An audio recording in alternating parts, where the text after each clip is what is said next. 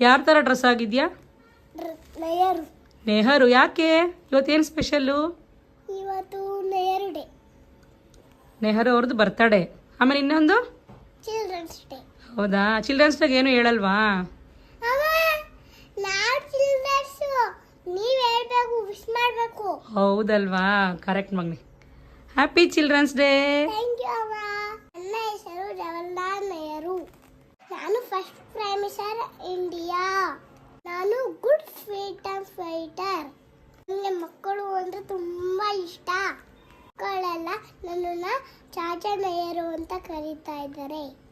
ಇಷ್ಟವಾದ ಹೂವು ಗುಲಾಬಿ. ನನ್ನ ಪ್ರೀತಿಯ ಮಕ್ಕಳಿಗೂ ಮಕ್ಕಳ ದಿನಾಚರಣೆಯ ಆರ್ಥಿಕ ಶುಭಾಶಯಗಳು.